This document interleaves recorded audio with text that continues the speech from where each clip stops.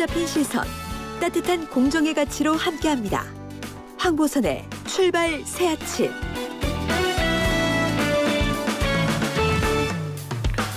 네, 황보선의 출발 새 아침 2부 시작합니다. 자, 2부는 그 경찰청 본청에서 근무할 때 그 검찰로부터 경찰 수사권을 독립시키는 프로젝트를 기획하는 업무를 맡았었죠. 올해 초부터 검경 수사권 조정됐으니까 경찰 수사권 독립 이룬 셈이죠. 그리고 국회의원 되기 전에는 울산 경찰청장 시절에 이른바 고래고기 사건을 놓고 검찰과 대립했습니다. 최근엔 국민의힘 내 대선 후보 지지율 1위 윤석열 전 검찰총장을 조폭에 빗댄 날선 비판을 쏟아냈습니다. 네, 주인공은 더불어민주당의 황운하 의원입니다. 황 의원님 안녕하십니까? 예, 안녕하세요. 예, 제가 소개를 잘 해드렸습니까? 예, 전 수사권 독립이라고 표현하셨는데요. 예. 표현은 소개는 잘 해주시는데 수사권 독립보다는 네. 저는 이제 경찰의 권한을 강화시키는 수사권 독립에 초점을 맞춘 게 아니라 검찰의 폐해를 제거해야 한다.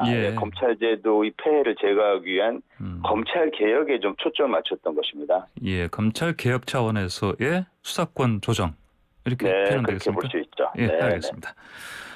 자, 최근에 황 의원님께서 윤 전 총장을 SNS에서 좀 세게 비판하셨는데 보니까요. 윤 전 총장이 한마디로 뭐 어떻다는 건지 좀 말씀해 주십시오.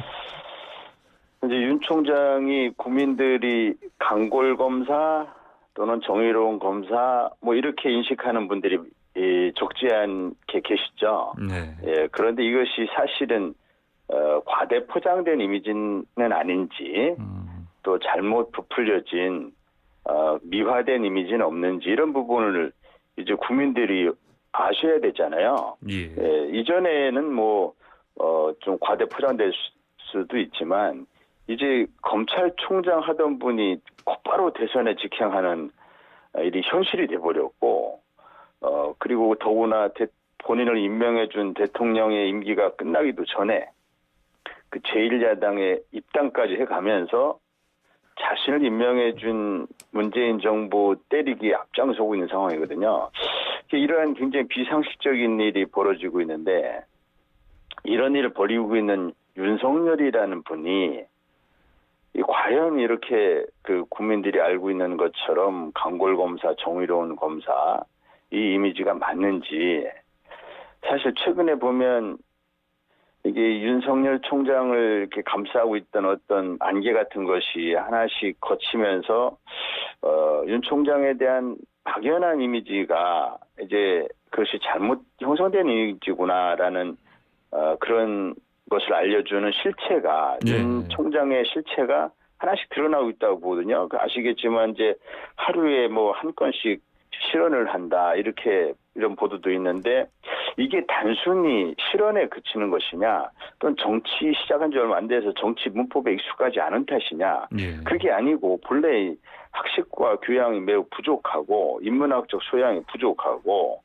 사회 현안에 대한 인식이 부족하고 본래 철학이 빈곤하고 사실 검사가 된 이후에 책 한 권 안 봐가지고 나머지 시간 일하는 시간 외에 나머지 시간은 주로 술자리에서 술 먹으면서 함부로 얘기하던 습관이 몸에 배서 아는 거 없이 술자리에서 함부로 얘기하던 그것이 하루아침에 바꿔지지 못하기 때문에 나오는 그런 그 실언이고 어떤 뭐 심지어 망언이라고 표현하는 분도 있습니다만 그런 것이지 이것이 단순한 실수냐 이 부분에 대해서 국민들이 좀 올바로 판단하셔야 된다 이런 생각 때문에 이제 뭐 그런 내용을 좀 올린 것이죠. 이제 황 의원께서 방금 말씀하신 표현 중에 함부로 얘기한다 얘기하셨는데 이런 건 어떤 걸로 좀 미뤄 짐작하시는 겁니까? 아니면 황 의원께서 이전에 혹시 뭐 그 윤 전 총장과의 뭐 경험이라든지 뭐 제가 이제 윤 전 총장에 대해서는 2012년도에 제가 경찰청의 수사기획관을 일할 때가 있었거든요. 그때 윤우진 사건이라고 좀 세간에 알려져 있는데요. 이 윤우진이라는 분은 윤대진이라는 검사, 이제 검찰엔 대윤, 소윤 하면서 특수부 검사의 대표적인 검사로 한 명이 윤석열, 한 명이 윤대진 이러면서 대윤소윤하면서 이렇게 특수검사의 예. 쌍두마차처럼 알려져 있거든요. 예, 예. 그 윤대진 검사의 친형 윤우진이라는 사람이고 이분이 이제 세무서장을 할 때 그때 이제 관내의 그 육류 수입업자에게로부터 이제 세무조사 무마 대가로 수천만 원의 돈을 받고 또 인천에 있는 모 골프장에 수천만 원을 선 결제해 놓으면 이 윤우진이라는 서장이 가서 이제 골프를 치는 거죠. 예. 그 미리 결제해 놓은 돈으로 이때 같이 골프 친 사람 중에 윤석열이라는 사람이 있었거든요. 예. 그래서 이제 이렇게 보면 이제 본인도 이 부분을 인정을 합니다. 예. 네, 인정을 해서 그 당시에 제가 이 골프 친 동반자들의 부킹 내역을 골프장에 확인하려고 하니까 골프장이 이제 믿는 구석이 있으니까 그러니까 검찰이 그러니까 믿는 구석이라고 생각하고 이 자료 제출 거부해서 이제 압수수색을 영장을 받아서 자료를 확보하려고 하니까 예. 이 검찰에서 5번이나 연속해서 기각을 하는 겁니다. 이 압수수색을 기각하는 게 참 어이없는 일인데요. 예, 예. 아무튼 이것이 이제 노골적인 수사 방해죠. 이때 이제 경찰에서는 윤석열이라는 사람은 이 아까 말씀드린 육류 수입업자로부터 뇌물을 받는데 그게 윤우진이라는 브로커를 통해서 뇌물 받은 거 아니냐? 또는 윤석열은 윤우진이라고 하는 어떤 비리 범죄자의 비호 세력 아니냐라는 의심을 갖고 윤석열을 내사 또는 수사의 대상으로 올려놨었죠. 예. 그래서 그때 제가 윤석열에 대해서 당시 이제 법조 출입 기자들을 통해서 예. 한번 좀 내용을 알아봤습니다. 도대체 어떤 분이냐. 그러니까 이제 그때 여러 얘기들이 나오더라고요. 여러 개 나오는데 그 중에 한 얘기가 이제 예컨대 술 마시는 걸 좋아하는데 주로 뭐 술 마시면서도 뭐 기업 회장들을 불러내서 술 마시면서도 그러면서 또 뭐 구두에다가 뭐 양말 넣고 뭐 이런 좀 조금 이게 굉장히 말씀들이 거북한 이런 그 이 술잔을 만들어 가지고 그래서 그거를 강권하는 방식으로 그렇게 하기도 하고 그리고 그때 골프를 친 건 맞느냐 하니까 그 법조 출입 기자들이 확인하니까 맞다. 근데 뭐 그게 뭐가 잘못이냐? 이게 참 이건 그 좀 도덕성이 마비된 거 아닌가 이런 좀 의구심이 그때 들었었습니다. 아, 예. 예. 그래서 이분이 그렇게 이렇게 최근에 보면은 뭐 주 52시간 근무제 비판한다고 하면서 이제 문재인 정부를 공격하려다 보니까 이제 별로 아는 게 없으면서 그냥 마구 비판하다 보니까 주 52시간 근무 비판하다가 뭐 주 120시간 얘기하고 뭐 코로나 대응 얘기하다가 뭐 대구 밀란 얘기를 해버리고 뭐 저출생 원인 얘기하다가 뭐 페미니즘 때문에 아이를 못 낳는다는 얘기를 해버리고 후쿠시마 원전 사고도 뭐 그 실언을 해버리고 뭐 밀턴 프리드만 이 시대에 뒤떨어진 그런 이제 경제관이라고 볼 수 있는데 그거 얘기하다가 뭐 엉뚱한 부정식품 얘기해버리고 이런 것이 단순 실언이 아니라 어떤 그 철학과 국정 운영을 감히 꿈꿀 수 없는 이 국정 운영에 대한 그 통찰력이나 비전은 전혀 없는 분 아닌가. 저는 이제 그런 생각을 하고 있는 것이죠. 예. 그리고 그런 생각하시는 바탕에는 근거로는 이제 예전에 아까 말씀하신 2012년도 경찰청 수사기획관 할 때 내사 수사 대상으로 생각돼 있었기 때문에 그때 이제 파악을 해본 내용들이 있죠. 그런 것들이 지금 다 떠오르신다 이런 말씀이시네요, 보니까. 네. 사실 김의겸 의원도 이제 기자 출신인데요. 이분도 사실 방금 말씀하신 것들이랑 비슷한 내용의 얘기를 했습니다. 그러니까 윤 전 총장이 박근혜 전 대통령 수사 무용담 안주 삼아서 이제 폭탄주를 돌렸다 이런 얘기도 했고. 김 의원 얘기도 사실 이게 사실이겠죠? 저는 뭐 직접 들은 바는 없습니다. 아마 제가 듣기로는 김의겸 의원께서는 이제 윤 총장과 직접 그 술자리를 같이 했던 걸로 이렇게 말씀하셨던 걸로 제가 기억되는데요.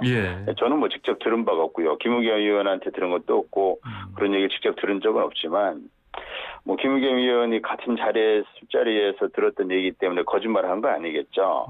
그런데 이것도 참 이게 공인으로서 과연 이런 얘기를 할 수 있을까? 이 전직 대통령을 구속한다는 것은 굉장히 불행한 일이지 않습니까?